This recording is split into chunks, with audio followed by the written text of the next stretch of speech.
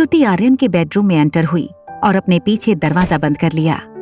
उसने रूम में चारों ओर जब नजरें घुमाई तो देखा पूरा रूम बिखरा पड़ा था। सारे खिलौने टूटकर यहाँ वहां बिखरे पड़े थे। श्रुति ने देखा रूम के ठीक बीचों बीच एक बीन बैग पर अपने घुटने के बीच मुंह छुपाकर एक बच्चा बैठा था।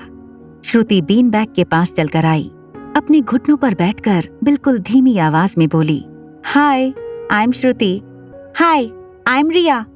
श्रुति ऐसे कई बच्चों से मिली थी जो अपने आप को कोई और आइडेंटिटी मानते थे। Wow, such a beautiful name, रिया।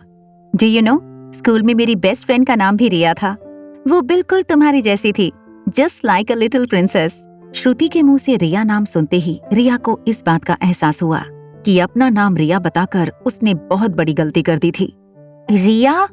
कौन रिया? मेरा नाम तो आर्यन है। ओह आई सी, मैंने शायद गलत सुना। आंटी आप कौन हो और आप मेरे बेडरूम में क्या कर रही हो? मैं रोहित की दोस्त हूँ, यहाँ रोहित को मिलने आई थी, मगर वो किसी काम से बाहर गए हैं, तो सोचा जब तक उनकी वेट कर रही हूँ तब तक क्यों ना तुमसे जान पहचान कर लूं। ये बात सुनते ही रिया के चेहरे के एक्सप्रेशन बदल गए।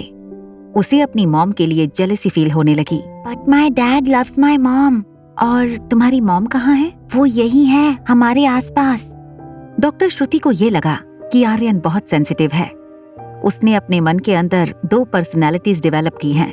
एक में वो अपने आप को रिया समझता है, दूसरी उसकी माँ जो हकीकत में थी ही नहीं, बस शायद उसके दिमाग की एक सोच थी। श्रुति ने अपनी बैग से कुछ कलरफुल पेपर निकाले।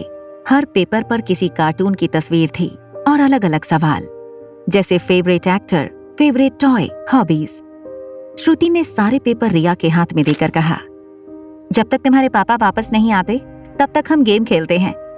इन पेपर पर जो भी सवाल लिखे हैं उनका तुम्हें दिल से आंसर करना है। Life Care hospital.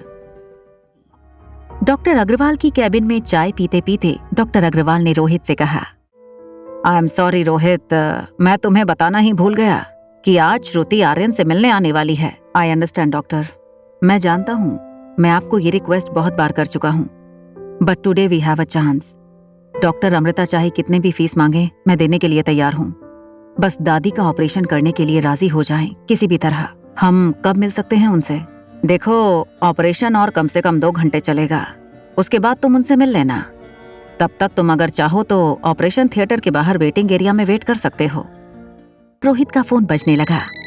फोन की आवाज अंदर ना पहुंचे इस डर से रोहित ने मोबाइल को साइलेंट किया। दौड़कर हॉस्पिटल के स्टेयरकेस पर चला गया। जब रोहित ने फोन उठाया तो सामने से एक लड़की की आवाज आई, hello mister Marwa, I am doctor Shruti Verma. Oh hello doctor, आप आर्यन से मिली? How was your session? It was great. Aryan is a very interactive boy for his age, but what doctor please tell me, क्या हमें आर्यन को स्पेशल स्कूल में डालना पड़ेगा? नहीं नहीं, ऐसी कोई बात नहीं है। इनफैक्ट वो अपनी उम्र के बच्चों से ज्यादा इंटेलिजेंट है। My observations are that Aryan mistaken identity का शिकार है। अपने आप को लिटिल प्रिंसेस समझता है। उसकी सारी हॉबीज, उसकी सारी लाइक्स डिसलाइक्स बिल्कुल ऐसी हैं जैसे किसी लड़की की होनी चाहिए। ये बात सुनकर रोहित बिल्कुल खामोश हो गया। Mister Marwah, there is nothing to worry about. इस चीज का इलाज करने की कोई जरूरत नहीं है। वक्त के साथ सब कुछ ठीक हो जाएगा। दुनिया में कई ऐसे लोग हैं जो शरीर से स्त्री या पुरुष होते हैं, लेकिन उनका मन बिल्कुल उनके लिंग के विपरीत होता है। मेडिकल वर्ल्ड में ये कोई बीमारी नहीं, it's just a state of mind. और आर्यन के केस में ऐसा ही हुआ है। वो अपनी माँ को देख सकता है। आर्यन ने अपने मन में उसकी माँ को जन्म दिया है। उसे लगता है कि वो औरत उससे बातें करती है। आर्यन अपनी माँ को लेकर बहुत पॉजेसिव हो गया है। आपसे एक रिक्वेस्ट है, किसी भी वक्त आर्यन को ये एहसास मत होने देना कि वो जो सोच रहा है वो गलत है। ऐसा करने से उसकी मानसिक हालत बिगड़ सकती है। ये उसके लिए एक बहुत बड़ा शॉक होगा जब उसे ये पता चलेगा कि वो जिसे सच समझ रहा है वो रियलिटी है ही नहीं। I will counsel him and slowly bring him back to reality. Rohit गहरी सोच में ऑपरेशन हॉल के कॉरिडोर में एक बेंच पर बैठ गया और डॉक्टर अमृता का इंतजार करने लगा। उसके ठीक सामने की बेंच पर प्रीति बैठी थी। Operation theatre. लगभग 3.5 घंटे बीत चुके थे। ऑपरेशन अपने आखिरी स्टेज पर था। अनिका ने ज्योति बुआ के सर पर आखिरी 2 स्टिचेस लगाए। फिर घाव को ढकने के लिए सर पर ड्रेसिंग कर ली। Operation successful. सभी ने अनिका को कांग्रेचुलेट किया। नर्स ज्योति बुआ को वार्ड में शिफ्ट करने के लिए तैयार करने लगी। बाकी के डॉक्टर और जूनियर्स ऑपरेशन थिएटर से बाहर निकलने लगे। ऑपरेशन थिएटर का दरवाजा खुलते ही रोहित अपनी बेंच पर से खड़ा हो गया। प्रीति दौड़कर बाहर निकलते डॉक्टर के पास पहुंच गई। चीयर अप यंग लेडी, तुम्हारी मम्मी का ऑपरेशन सक्सेसफुल हो गया है। जैसे ही अनिका ऑपरेटिंग रूम से बाहर आई, उसने देखा कि सारा रास्ता ब्लॉक था। उसने ये भी देखा कि ठीक भीड़ के उस तरफ रोहित खड़ा डॉक्टर अमृता का इंतजार कर रहा था। अंदर वाली नर्स हाथ में ट्रे लेकर बाहर निकली। आगे कोई जगह न होने की वजह से वो नर्स वहीं रुक गई। अनिका को एक आइडिया आया। उसने जानबूझकर अपना हाथ ट्रे पर मार दिया और ट्रे जमीन पर गिर गई। आगे खड़े लोग थोड़ा हड़बड़ा गए और एक जूनियर डॉक्टर ने नर्स से कहा, आज क्या हो गया है तुम्हें? ये तुम्हारे हाथ में ट्रे टिकी नहीं रही। मौका देखकर अनिका बगल वाली कैबिन में जल्दी से चली गई। कैबिन में जाकर वो अपनी पीपीई किट उतारने लगी। उसने जल्दी ही पीपीई किट उतारकर अपनी पर्स कंधे पर टांगी और फिर से बाहर जाने के लिए मुड़ी। उसने देखा कि बिल्कुल सामने प्रीति खड़ी थी।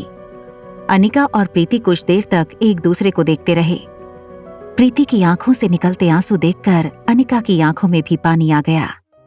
प्रीति धीरे धीरे कदमों से अनिका की ओर बढ़ने लगी और जैसे ही उसके पास आई, प्रीति अनिका के पांव पड़ गई। मुझे माफ कर देना दीदी, मैंने आपको गलत समझा, मुझे माफ कर देना। दीदी, मैं तो सोच भी नहीं सकती थी कि आप ही डॉक्टर अमृता हो। ये बात सिर्फ हम दोनों के बीच ही रहनी चाहिए, समझी? प्रीति ने हंसते हुए अनिका को हक किया। अनिका को पीछे से दरवाजा खुलने की आवाज आई। वो मन ही मन प्रार्थना कर रही थी कि बस किसी तरह पीछे रोहित ना हो। थैंक गॉड, मैंने तो समझा मैंने आपको मिस कर दिया। बाहर खड़े डॉक्टर्स को जब मैंने पूछा डॉक्टर अमृता कहाँ है, तो सब कहने लगी कि शायद वो चली गईं। लकीली आप मुझे यहाँ मिल गईं। प्रीति और अनिका एक दूसरे को देखने लगे। प्रीति को लगा कि आज रोहित के सामने अनिका का राज खुल जाएगा। अनिका ने मुड़कर रोहित की ओर देखा। सामने अनिका को देखकर रोहित चौंक गया। आगे की कहानी जानने के लिए देखें अगला एपिसोड सिर्फ पॉकेट एफएम के यूट्यूब चैनल पर। और एक लड़की को देखा तो के सारे एपिसोड को सुनने के लिए डिस्क्रिप्शन में दी गई लिंक से डाउनलोड करें पॉकेट एफएम ऐप।